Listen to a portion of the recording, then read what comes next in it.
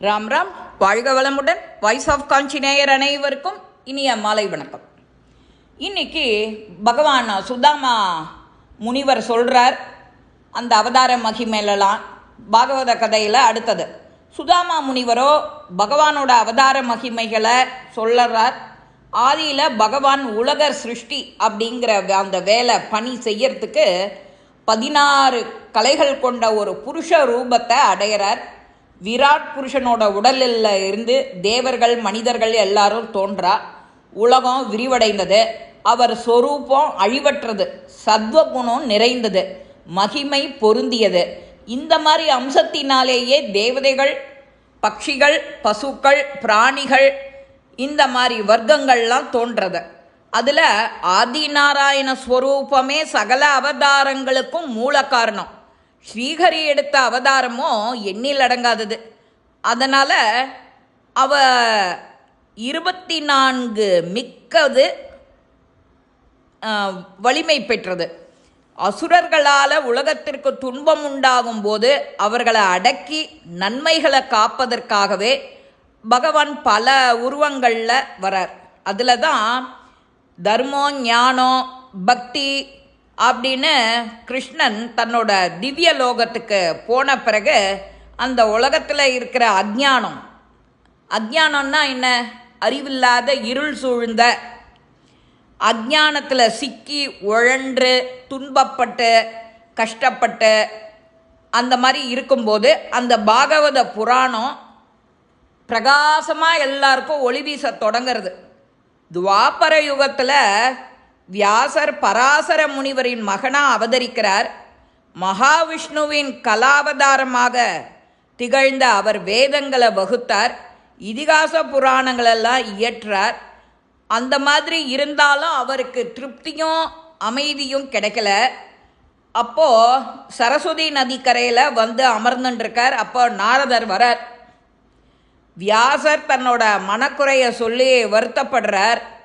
அப்போது நாரதர் உலகத்திற்கு இந்த க்ஷேமம் தரும் பகவானுடைய புனிதமான குண வைபவங்களெல்லாம் சொல்லாமல் ஸ்ரீஹரியோட கதைகளை வர்ணிக்கிற நூல்களை சில பேர் லைக் பண்ணுவா, நீ அந்த மாதிரி சொல்லு அப்படிங்கிறார். அப்போ தான் திவ்ய நாமங்கள் மகிமையை சொல்கிற நூல் தான் பாப்பங்களெல்லாம், நம்மளுடைய பாபங்களெல்லாம் போக்கக்கூடியது, ஹரியின் குணங்களெல்லாம் பாடி ஆனந்தம் அடையணும் அப்படின்னு அவர் சொல்கிறார். அந்த ஸ்ரீஹரியோட குணங்களெல்லாம் பாடி பக்தியோட பெருமையை சொல்லணும் அப்படின்னு பகவானுடைய லீலைகளை தியானித்து எழுதணும் அப்படிங்கிறார்.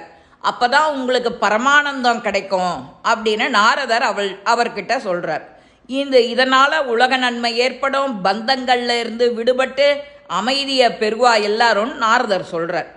எவன் ஒருவன் தன்னுடைய ஸ்வதர்மத்தை விட்டு பகவானுடைய சரணங்களில் பக்தியோடு சேவித்து வரானோ அவன் அதன் பயனை அடைவதற்கு முன்பே மரணம் அடைந்தாலும் அவனுக்கு நல்ல பேரே கிடைக்கும். எடுத்துக்காட்டாக தனது பூர்வ ஜென்ம வரலாற்றை சொல்கிறார். பிறவியில் வேத வித்துக்களிடம் வேலைக்காரியின் மகனாக தோன்றியதாகவும் அவர்களுக்கு பக்தி ஸ்ரத்தை அப்படின்னு பணிவிடை செய்து வந்ததாகவும் அதனால் அவர்கிட்ட பிரம்ம வித்தையை உபதேசம் பெற்றதாகவும் தான் எதையுமே பகவத் ஸ்வரூபமாக நான் பார்க்குறேன் அப்படின்னு அவர் சொல்கிறார். அதனால் பக்தி ஞானம் எனக்கு வளர்ந்ததுன்னு சொல்கிறார். தாயார் இறந்த பொழுது அந்த வடக்கே புறப்பட்டு போய் பசி தாகத்தினால் சோர்வு ஏற்படுறது. அங்கே உள்ள நதியில் நீராடி அரச மரத்தடியில் அமர்ந்து உபதேசம் மந்திரத்தை ஜபித்து பரமாத்மாவை தியானித்து அந்த முனிவர் சொல்கிறார். அவர் உள்ள கோயிலில் பகவான் இருக்கார். அவர் இதெல்லாத்தையும் கேட்டு ரொம்ப ஆனந்தமாறார்.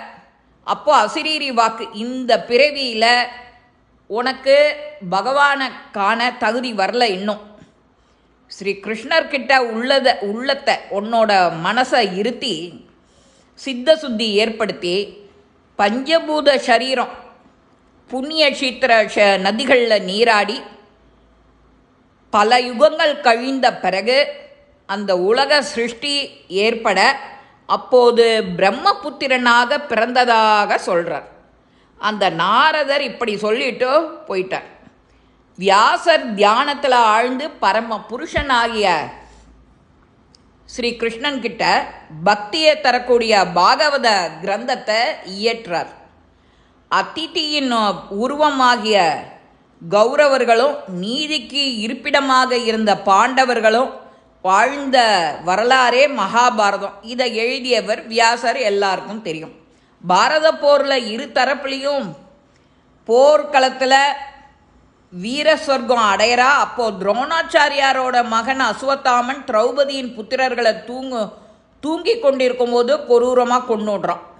இதை கண்ட தாயான திரௌபதி கதறி அழறா. அர்ஜுனன் மீது கோபம் கொண்டு அஸ்வத்தாமன் தலையை கொண்டு வருவதாக கூறி அஸ்வத்தாமனை பின்தொடரான். பயந்து ஓடிக்கொண்டிருந்த அஸ்வத்தாமனோ பிரம்மாஸ்திரத்தை பிரயோகிக்கிறான். அர்ஜுனனும் அதையே பிரயோகிக்க வேண்டும். பயங்கரமாக ரெண்டும் மோதிக்கிறது. அது கிருஷ்ணரின் ஆணைப்படி அர்ஜுனன் பிரம்மாஸ்திரத்தை தன்னிடமே இழுத்து கொண்டான். அந்த அஸ்வத்தாமாவை பிடித்து கட்டியா பசு போல இழுத்து கட்டி வைக்கிறான்.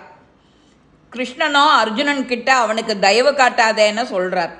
அர்ஜுனனும் கிருஷ்ணனும் திரௌபதியும் போய் அஸ்வத்தாமாவை தண்டிக்க போவதாக சொல்ல, திரௌபதியோ மனம் இறங்கி குரு புத்திரர் இல்லையா அஸ்வத்தாமன், அர்ஜுனனிடம் அவனை விட்டு விடுமாறு வேண்டான். அப்போது அர்ஜுனன் அஸ்வத்தாமானுடைய சிகையை அறுத்து தலையை மயிரை அறுத்து தலையில் உள்ள சிரோ ரத்தினத்தையும் அபகரிக்கிறான். பின்னர் அவனை கட்ட விழ்த்து விட்டு கூடாரத்திலிருந்து விரட்டிடுறான். இதனால் உற்றார் உறவினர்கள் இழந்து வருந்தும் இந்த திருதராஷ்டிரன், காந்தாரி, தர்மபுத்திரர், அவரோட சகோதரர்கள், குந்தி எல்லாருமே இந்த ஆறுதல் மொழியை சொல்கிறா. கிருஷ்ணா காப்பாற்று அப்படின்னு கூவிண்டே அபிமன்யுவின் மனைவி உத்திர வரா.